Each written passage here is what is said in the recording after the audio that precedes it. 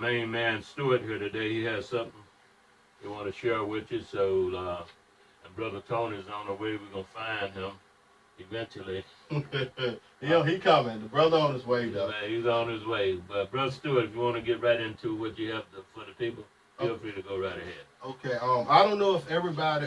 First off, my name's Stuart Fields. I'm a co-owner of Ncrbgz. I don't know if everybody's familiar with the situation that happened in Charlotte, North Carolina, about 2 weeks ago, where the owners of the store accused the African American woman of stealing some $3.99 eyelashes. So in the process of accusing her of stealing, they actually decided that Brother Marlon, that they was gonna beat the woman up. So what they did was they choked the young lady, the wife and the husband. They basically assaulted her. They kidnapped her, locked her inside of the building, wouldn't let her go. So ever since that situation happened, there's been a lot of protesting, wherein we are trying to shut down or boycott that business.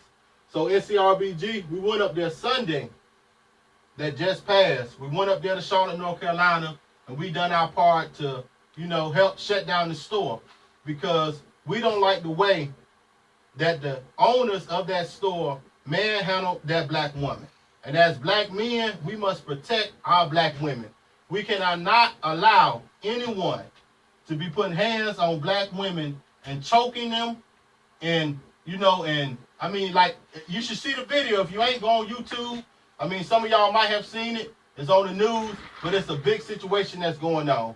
And so what we wanted to do was, we wanted to come and talk to the family, talk to everybody out there in Bertie, Hereford, no matter where you at, under the sound of our voice, to let you understand that it's okay to support black businesses. And with this whole situation, when it comes to this Missha beauty supply store, this is a market that is strictly for black women, but yet it is ran by Asians or other minorities that own and control the products at which most of our people buy. So we at this point wherein we have to stop. We have to stop supporting our own demise. And when I say that because most of the time when we spend our money with these people, they don't give anything back to the community. When you go in the store, you don't see them in our community associating with us or doing the things that we do. But yet when you go into their communities, hardly ever do you see any type of black-owned businesses. Hardly ever do they don't support us. So why do we continue to support them?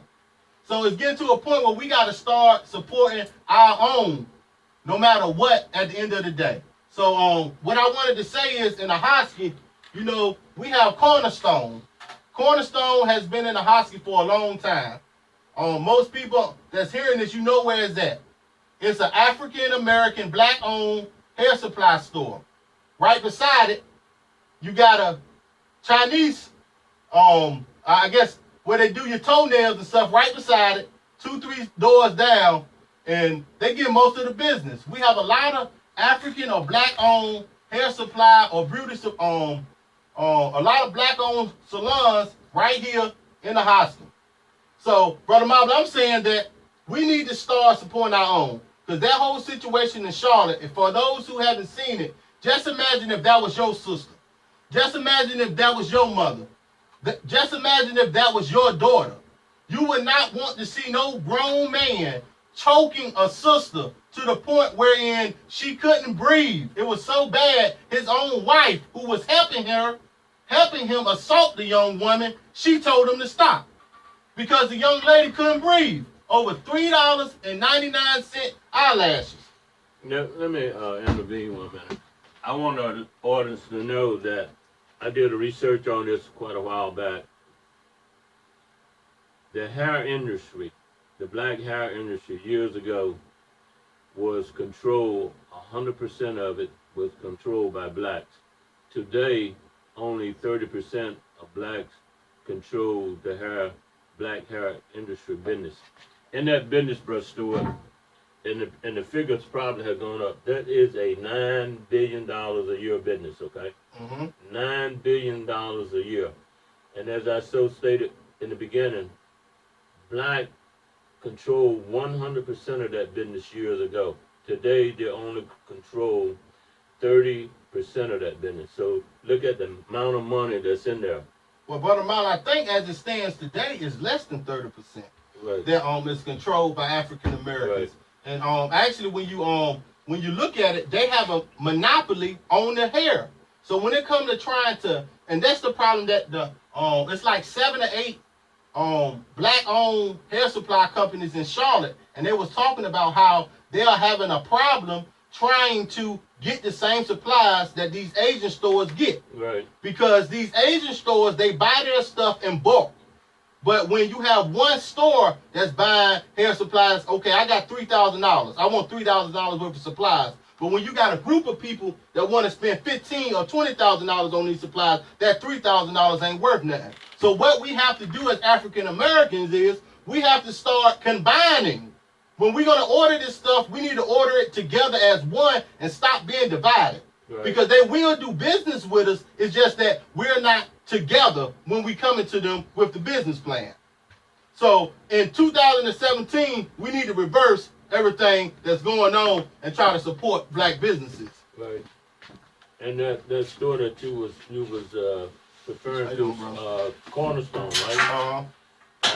Yeah, I went in that store not long ago, and when I guess one of the reasons, kind of embarrassed to say it, but I go in there from these stores from time to time for like beauty supplies for my wife to pick up different products. And when I went into Cornerstone to pick up some stuff, well, as a matter of fact, I took my wife in there so she could get what she wanted.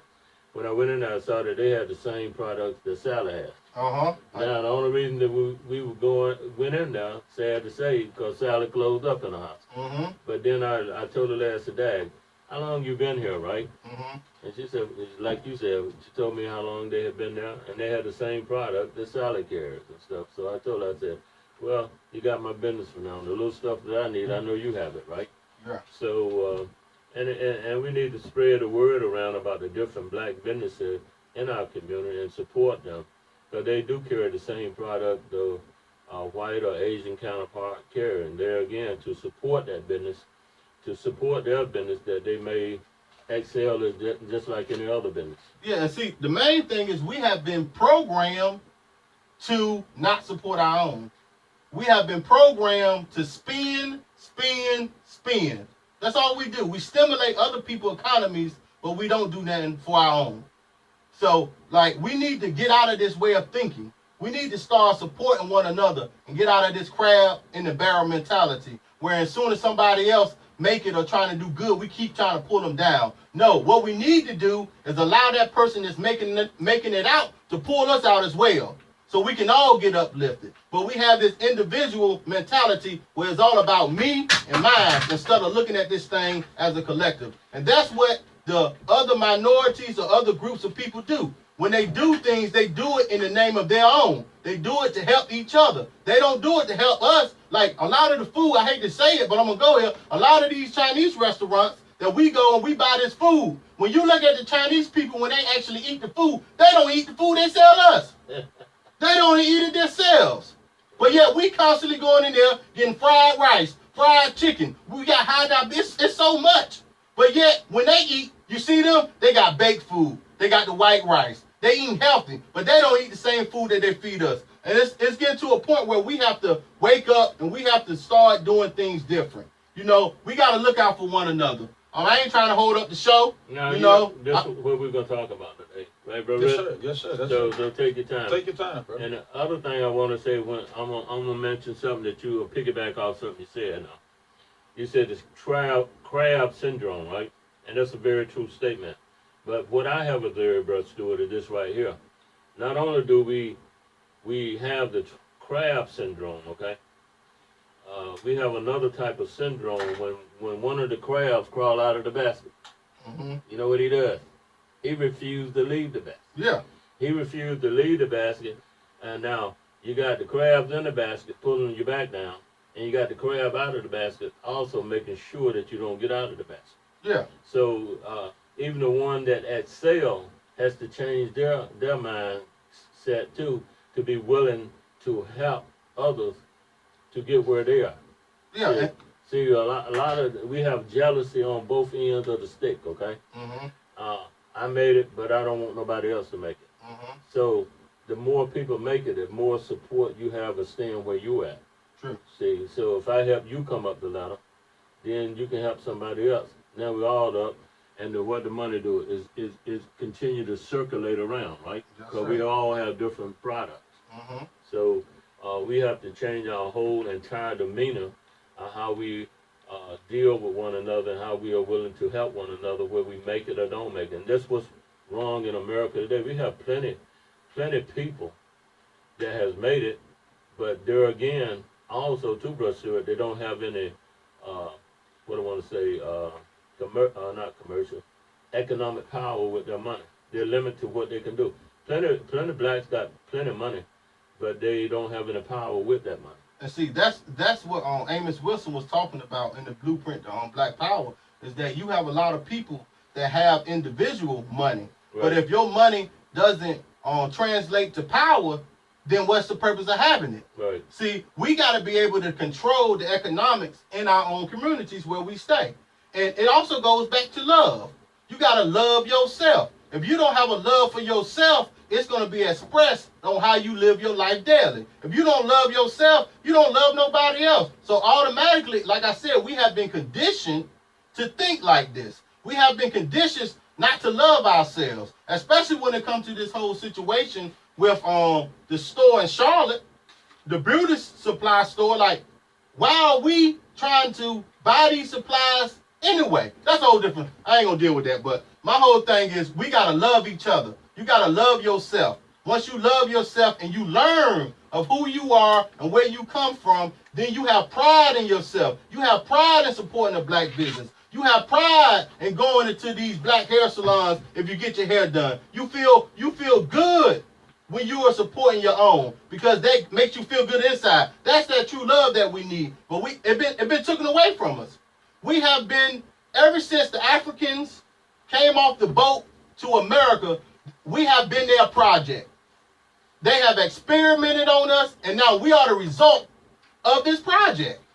We are the result of their experiment. Everything, they have been experimenting on us. They have been taking body parts. They have been conditioning us mentally, physically, spiritually, socially, and now we are the result of this 400-year trauma.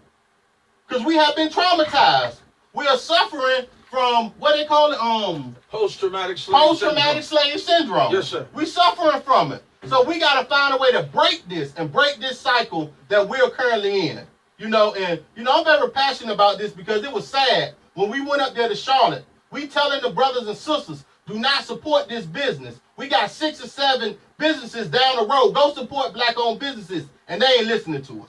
It's sad. It's sad that they making excuses to still go in there and spend that money with this Korean. And what they did was they put black faces. So after this whole incident happened, they had a black security guard. They had a couple black people working inside of the store, but now it's blacked out. So when you go in there now, everybody you seeing look like you.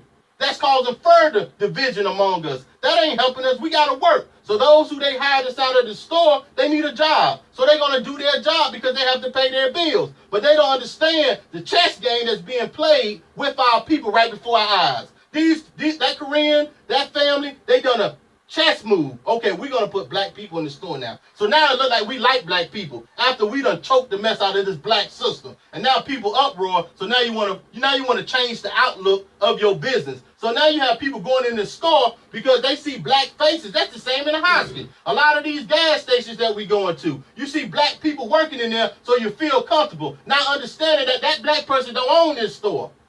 No, that black person don't own it. So we feeding somebody else. But they giving us a job, but we feel comfortable because we see our own in there. But we need to switch this. It's time for us to own our own businesses. We have the money. I think I forgot what our spending power is. $1.3 trillion. $1.3 trillion. That's our spending power. But the problem is we're not spending it in the right places. We're spending it everywhere. Income tax just went. Just imagine how much money was just spent within the last month or month and a half. And how much of that money was spent with actually black-owned businesses. Well, you know, well, first of all, bro, Riddick, you might have quiet over there. Well, I'm listening, brother. Y'all on it. We're going to turn it loose to you, bro. No. Y'all do y'all thing, Let me say brother. this right quick. Because I want to listen to one. I know some people out there want to hear from bro Riddick. Yeah. But bro Stewart and I are not going to cash you No, out. no, sir. Y'all go ahead. Look, they hear from Bro Riddick right there. They go two Bro Riddicks. But let me say this. One of the things, bro Stewart and bro Riddick, back in the 60s, okay? We came from a mighty long way when we didn't get that far, but one of the ways the civil rights movement accomplished as much as it did was the simple fact that they boycotted a lot of stores and shut a lot of business down, okay? At the same time, it's sad to say, it wasn't the white man in those boycotts to a certain degree that we had to fight with. It was our own kind. We had to fight more with the blacks to keep them out of the store than the whites. So if you look at it, in today's society, we have the same problem. We have to boycott stores, use that same method to boycott that hurt the people where it really hurts, and that's money-wise. And based on what you were saying, if you look at all the fast food changes, the majority of the McDonald's, Burger King, Hardee's is black ran. You might see a white manager, floor manager in there, but the majority of the people in these places working are blacks. And some of them you go into, you would really think that they're black owned and operated, but they're not. So, and if you look at Hertford County, I guess what, 65-70% of Hertford County is black. So, but there again, like I stated, in today's time, you see the majority of the people in the fast food industry operating and working are black. Yeah, and see, And they don't have the opportunity for some reason or other to be the owner and operator. So to shut it down, I guess you, in one sense, you have to overcome your fear and be willing to shut it down and reorganize and reopen it. So we are living in a society now that is most important that somehow or another, and some people going to get mad, it didn't happen under the Obama administration, but it needs to happen. The affirmative action has to be reinstated.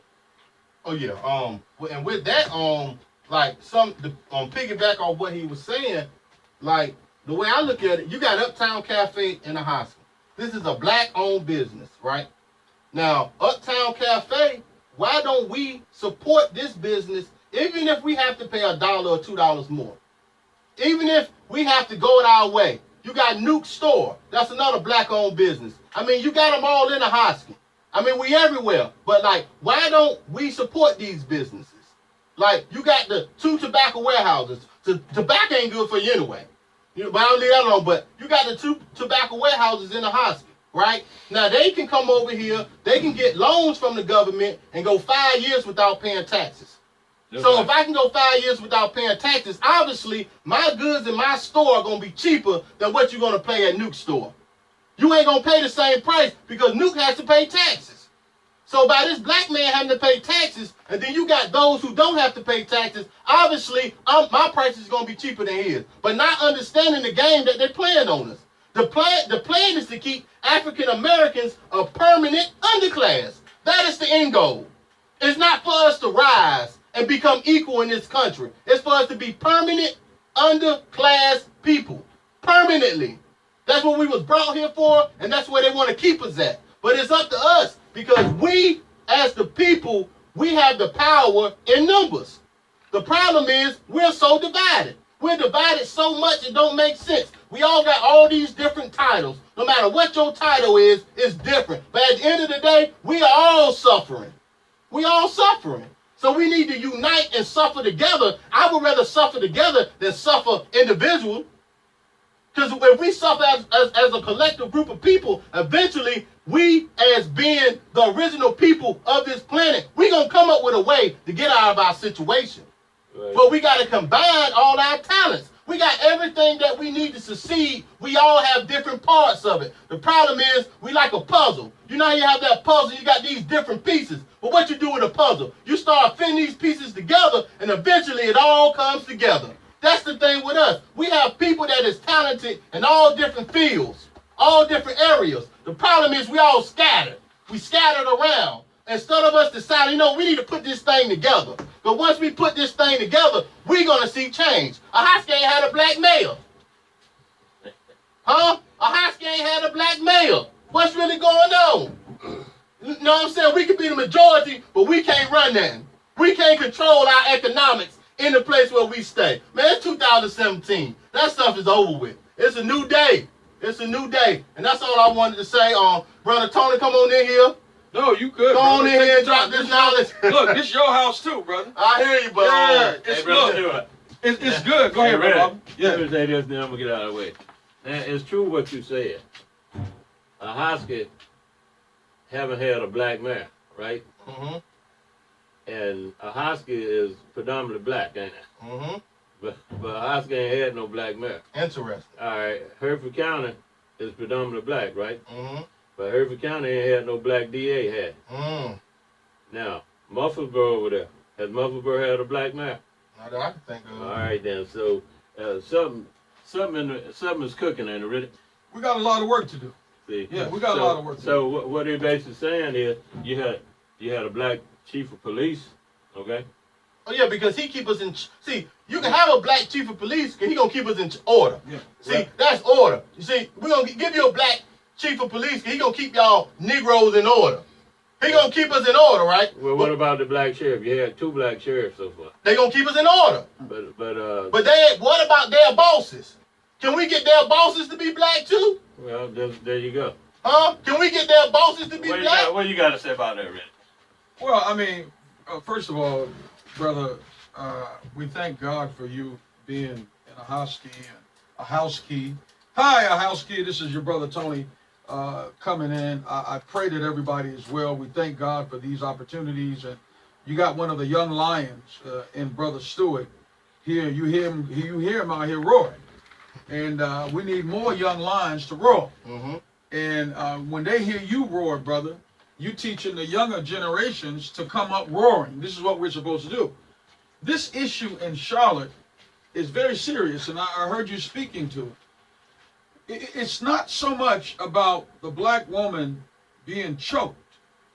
It's about the low regards, as you hit on, that black people have for themselves. Talk to him. See, no black man in his right mind will allow the type of degradation, the type of defacing, the type of destruction that we're seeing in any community to exist in their community. Nobody does that but black men.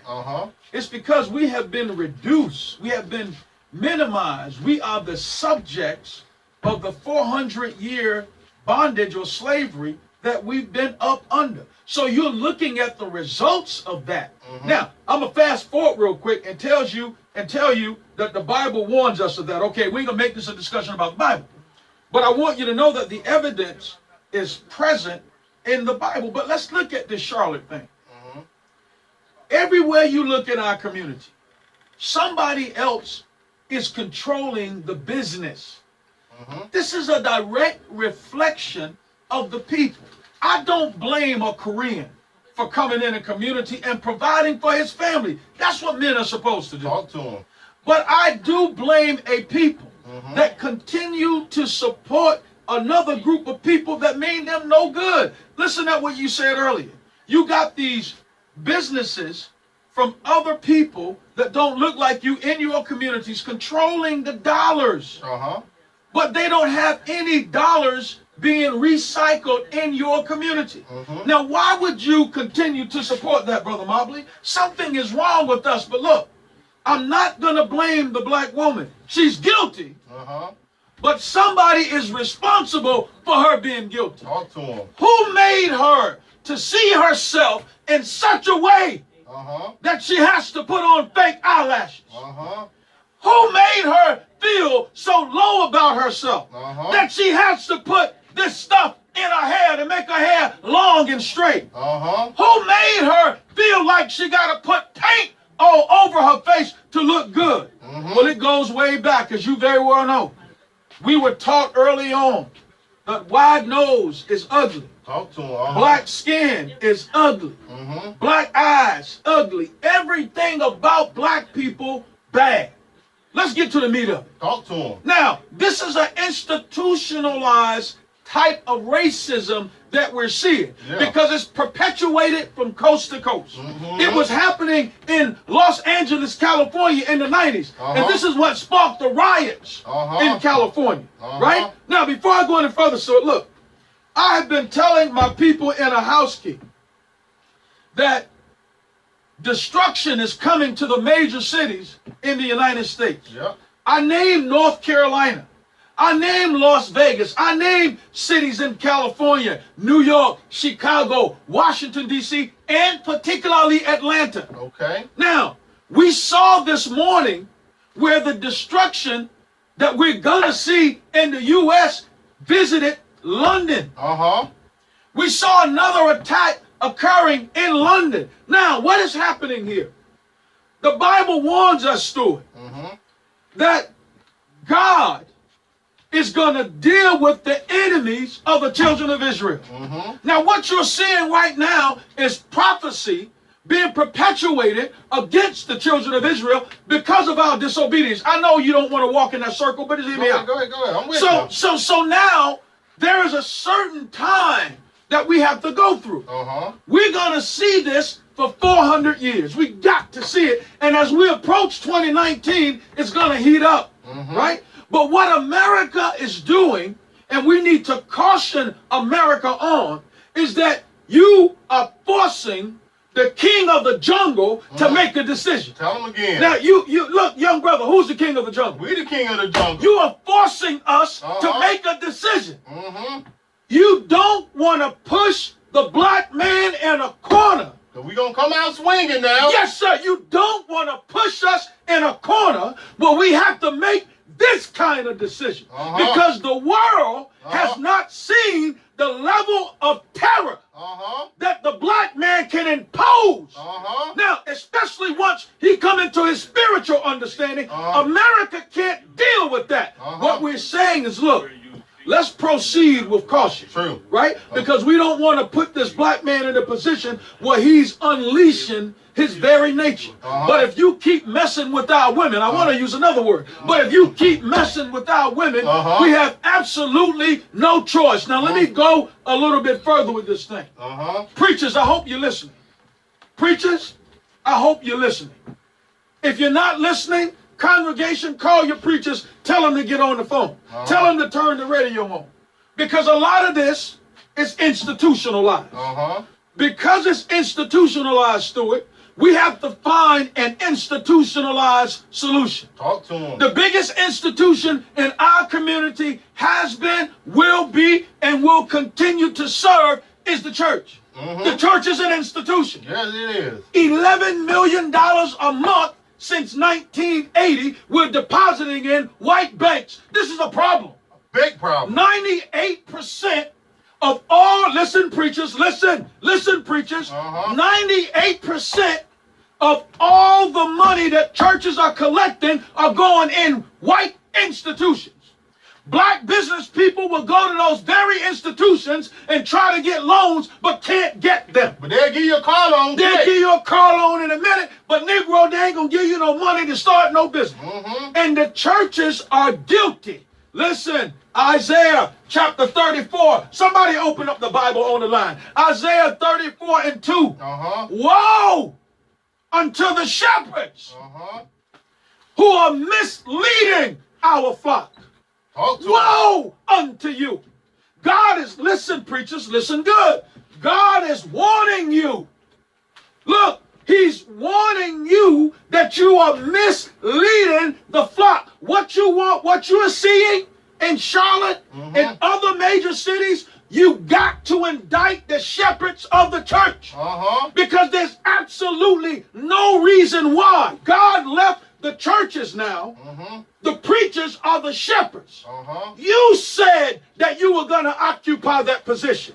You said that you were going to look out for the best interests of God's children. You said that because you took a vow when you decided to hold that post. And I'm going to tell you something, Brother Riddick. I ain't trying to cut No, you go off. ahead, cut but me when off. we was in Charlotte, there wasn't no churches out there. I know. There wasn't no black churches out there with the family when we out there trying to protest. I know, now. sir. And see, that right there is a big situation that I ain't going to speak on. Well, I'm going to speak on But it. I would tell y'all this.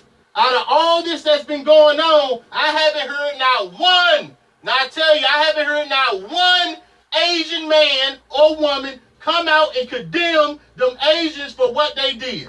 You ain't going to hear. But guess how many black people is taking up for them? I know. It's Guess how sad. many black people you have that's saying, oh, she shouldn't have been stealing. Oh, this, all that, making excuses for days. Did she steal? They ain't got no record of Right, it. okay. All right. But all right. even if she did, did she deserve to be manhandled the way they manhandled that woman? Now, let me say this to you. Back in the day, right? Back in the day, bro, Riddick, Brother Stewart, when a black walked into a store, right? And I can verify this. The white merchants or the white floor workers would follow you around. Okay? Yeah. Mm-hmm. They follow you around thinking you're gonna steal, right? Mm-hmm. So what I did one day, it was Rose. I don't know if it was Rosa, but it was a 5 and 10. What do you call it? A dime store. Like a Roses. Mm-hmm. So bro, Riddick, Brother Stewart, I walked in there, and the lady kept following me around, right? So I picked up this belt and tie, and I stuck it straight up in the aisle, right? Mm-hmm. Only so she could see it. And she followed me, and I quickly went and made like I stick it in my shirt and dropped it on the rack, right? Uh-huh. And hit it to the door. She hollered, hey, he's stealing! So I opened up my shirt to show her I'm stealing. I said, that's what you get for following me around. I don't have to steal, right? Yeah. I didn't come in here to steal. If I can't buy nothing, I was taught if I can't buy anything, just let it be, right? Uh-huh. I came in here to look to see what you had. I don't have to steal your merchandise. Yeah. So we are victimized. We are classified as thief anyway. So they follow you, follow you around like a hawk anyway, thinking that you steal. But I like what Brother Riddick said, and I'm not making excuses for it. We buy all this fake stuff that we don't even need anyway. Yeah. That was a major point right there. Mm-hmm. So we are taught that we're ugly and stuff. Yes, sir. Like Sure. I saw a young lady on the Judge show, and what she was doing, beautiful black young lady. She bought this cream from a cosmetologist to make herself brighter, because she thought she was ugly because she was dark. Yeah. But look, I'm gonna tell you something else. What's really crazy about this situation about these hair supply stores that's owned by Koreans is check it out. If you ask this Korean lady how do this work on my hair, she can't explain to the sisters Yeah. because she don't use it. So you have a people that's selling you stuff who can't even tell you if it's good for you or not because they don't use it themselves. You know what he said a while ago? You got the Chinese cooking food that they don't eat. Yeah. We eat it, right? Yeah, but we eat it. Have y'all heard of Dudley's? You know Dudley's was a black company that's based out of Greensboro Yeah. that used to be supplying us with hair products. Right. Oh, Dudley's practically has gone out of business. Practically. wow.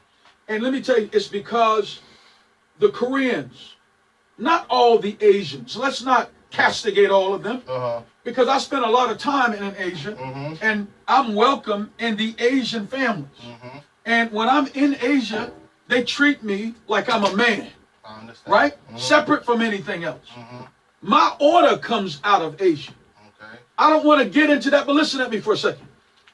So, to the Korean families, not all of you, No, but those of you that are guilty, then you need to change your way of doing business in our community or get the hell out. Talk to them. Bottom line, Say it just again. get the hell out. If you can't do business with us orderly, then get out of our community, period. And look, let me get back on the preacher story. I got to. Go ahead. I got to, because this is a man fight, right? Mhm.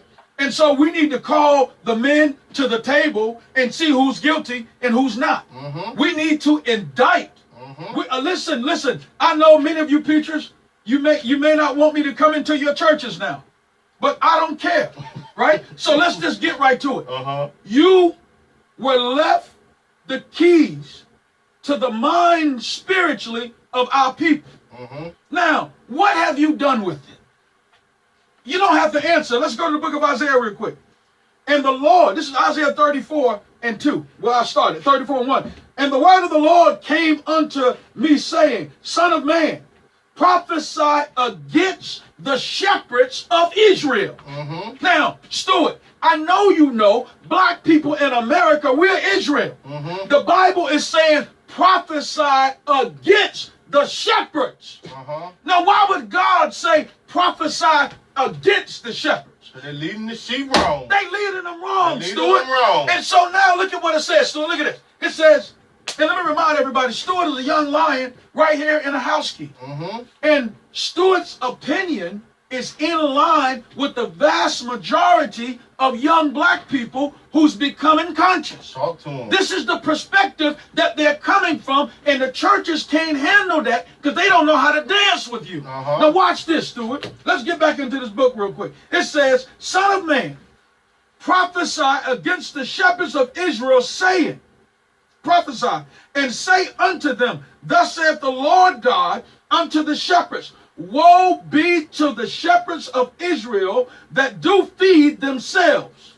Should not the shepherds feed the flock? So God is saying, woe unto you who drive fine cars. Listen, I'm going to talk, right? Who live in nice houses. Who got nice bank accounts. Who live lavish lifestyles. But your flock can barely pay their electric bill. Talk to them. The elderly can't even buy food. I know because I got rental property. And many times the tenants can't pay their rental property, but their rent, but they pay the tithes. Faithfully. Listen. So we're dealing with a sickness. And part of this sickness, the responsibility is on the shepherd. You are called a shepherd because you're overseeing the flock. Talk to him. Not just on Sunday. A good shepherd continuously oversees his flock. So now when you see what's happening in the black community, we got to put the responsibility on the shepherd. Because this is what God is doing. Listen to that again. Let's go. It said, Thus saith the Lord God unto the shepherds, Woe be to the shepherds of Israel that do feed themselves. Should not the shepherd feed the flocks? Ye eat the fat, and ye clothe ye with wool. You kill them that are fed, but ye feed not the flock. You eating good, man. But you ain't. And an example of not feeding the flock is this. When you have a church and you still got a picture of a white Jesus up, you ain't feeding the flock. If you got a church with angels white scattered around the church, you ain't feeding the flock. You are miseducating the flock. Therefore, when the flock sees a person who's white skinned, that owns a business, they think they're supporting Jesus because you put that in their mind through your idolaterized ministry. Woe to the shepherd. So the problem, Stuart, not all, but most. There are 40 million black peoples in America, Stuart. 32 millions are what? In the church. In the church. 32 million are Christians. That means that the shepherd has 80% of black people under his authority. Now, look, let's call that Negro to the witness stand. Call Stuart, him up here. call that Negro to the witness stand. Are you driving fine cars? Yes or no? They driving them. Are you living in fine houses? 2, 3. Are you eating good food? Great food. Can you pay your children college tuition? We paying it. We- With our time. Yeah, now, so now we can say that the shepherd is guilty He's guilty. of not feeding the flock. Not just monetarily, but spiritually, you have deprived our people. And this is why our people can be treated like garbage and still go back to the people that treat them like garbage because the proper education is not coming from the pulpit. Talk to him. You are guilty, shepherd. And if you say that you're not guilty, then prove it. Prove that you're not guilty. The Bible says a rich man trying to get into heaven is like trying to get a camel through the eye of a needle. Uh-huh. Look, preacher. You talk about heaven. Yeah, I ain't gonna deal with, I'm dealing with Charlotte, but I'm dealing with it through the pulpit. Talk to him. Look, you say you're gonna get streets paved in gold. This is what you teach our people. Mm-hmm. You say no more sickness, no more illness. Mm-hmm. You say all the riches of life you're gonna get in heaven. Then I say you trade your stuff in right now. Go sell your car. Go sell your fine home and give it to the congregation so that you can enjoy your heaven when you die. If you believe that. Well, I got a question. Well, go ahead. Let's hear it. With all this money that these churches is getting, why they ain't invested it in buying stuff in the community? No, they buying stuff. What they're buying is large bank accounts for the pastors. Look, let me get this thing to you, man. I'm gonna talk about it. Stuart, if you don't learn, I'm using this word Africanly. Go ahead. So when I use the word learn, you know it's a shared concept. Uh-huh. I learn from you and you learn from me. If you don't learn anything from what I'm saying, understand this. Always be a man. Okay. We got enough cowards in our community. Okay. The cowards in our community are so deficient, listen, that they walk around with their pants hanging down to their butt. Uh-huh. They used to have it right below their waist. Now they're walking around with their butt exposed. That's the lowest form of degradation that a man can expose himself to. Yep. But it also goes to show how their minds are being shaped. Stuart, listen, man on man, 70% of all black families are headed by a single woman. Yeah. Stuart, this is a problem. Yeah, that's a big problem. Stuart, look, white people shouldn't have to tell us that. We should see this problem and address it. But let's go back to it now. 32 million blacks are Christians in America. That means the churches have them, period. They can say they don't all they want to. The fact of the matter is, they got them. Yeah, they got them. So what I'm saying, Stuart, now, I'm still a young lion, but you're a younger lion than me. We may have to form another Deacons Defense League. You ain't listening. I'm hearing you. We may have to form another Deacons Defense League and knock on church doors. What you teaching? Hey, it's about time. Look, we got to, Stuart, our community is dying, man. We are. Did you see what happened to the black guy in Vallejo, California by the police the other day? Nah, Stuart, the brother was running, okay. Police ran, jumped on top of him, and just started pounding him with his fist. And the women in the community said, stop, leave him alone. He keeps pounding him. And as backup came, he pulled out his flashlight, Stuart, and just started beating this brother to no end. Then about 6 white cops came and jumped in. Yes, they Stuart. Didn't stop them. Listen, they Stuart. Jumped in and helped out. This is a major problem, but watch. It doesn't have to be this way. See, when people say they're Christians, Jesus was a revolutionary. He was not a damn coward. He was a revolutionary. That means that he challenged systems that were not in line with the order of the Father. Right? So now what I'm saying, Stuart, is that this is the day for the modern day Jesus to stand up. We need a Jesus to come forward to start challenging those things that are not right in our community. But first you got to start in the church. Because all of our development has historically came through the church. My great-great-grandmother went to the same church that my great-grandmother went to. And my mother went there. And I went there. Where is the money? It's just family tradition now. Yes, and yes. What's crazy is, look, no, I ain't gonna do it. Well, let me do it again. I'm blaming the church. Yes, I'm not the church, the shepherds. And the reason why I'm blaming them is because God tells us in Isaiah 34, woe unto the shepherds. Why? This is prophecy. He said he knew the day was coming that the shepherd would mislead the flock. Now, if God can blame them, I can blame them. If God can say you're wrong, and I'm a man of God, why can't I back that up? You're wrong. Now, if you don't like it, change it. Well, what we got to do, bro, Riddick? Now, don't you get up there apologizing. Okay, all right. All right, go ahead. Okay, all right. What we have to do is this right here. If I knew the shepherd leads me wrong, right? I got to be man enough to stand up and say, hey, you're leading us wrong. No, but see, before he leads you wrong, he takes your manhood from you. Yep. And now, look, here, you can finish. He takes your man. Look, the same men that are in the church that are acting like cowards, when they go home, they act like cowards. Right. Their wives are leading and running them in the house. But what I'm saying to you is this right here. I'm sorry, that's a little rough on y'all, but so today we got to be. Go ahead. What I'm saying to you, you're right. You've been brainwashed and bamboozled, right? Yes, sir. So you think everything that he's doing is right. And you've been pumped with fear. I used to hear back in the day, they would always say you don't challenge, you don't question a man of God, right? You don't question God's people. You don't question God.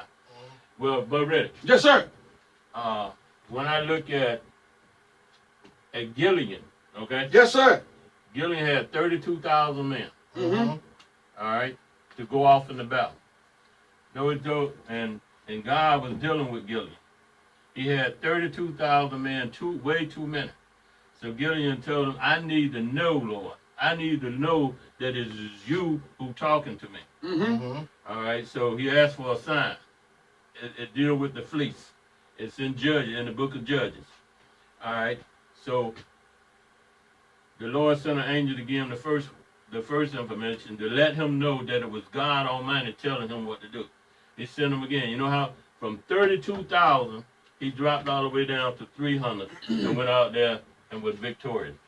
And the reason God knocked some of those that 32,000 down, so that Gilead wouldn't get the credit of the reward, that God Almighty would get the reward. And when you look in the book of Job, you see what Job questioned God. So why would I question you if I knew you were telling me right? Yes, sir. Unless I just want to know to make sure that God is dealing through you, right? So we got these churches around here, and my research has gone up a little bit. Nearly 70,000 churches. Go ahead, I'm listening. What I'm going to tell you, Brother Stewart, every Monday morning, this coming Monday, over $850 million from the black church is going to go to a white bank. Yeah. This is And so that's like clockwork.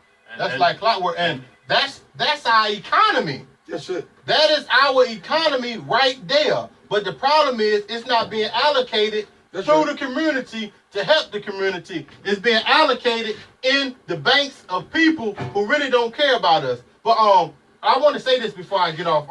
On this Saturday at 9 a.m. Ncrbgz, we're gonna be across the street from Wells Fargo Bank. We're gonna be cooking on the grill. What we trying to do, we trying to raise some money so we can get our building fund, so we can actually do some tutoring. So if you got any solutions, anybody that's hearing under the sound of my voice, if you have any solutions, even if you don't want to come get no free food, you can come out there and build with us, because we all about unity. We trying to bring these pieces of this puzzle together. So if you have some solutions, please come out there, because we don't know it all. I don't know it all.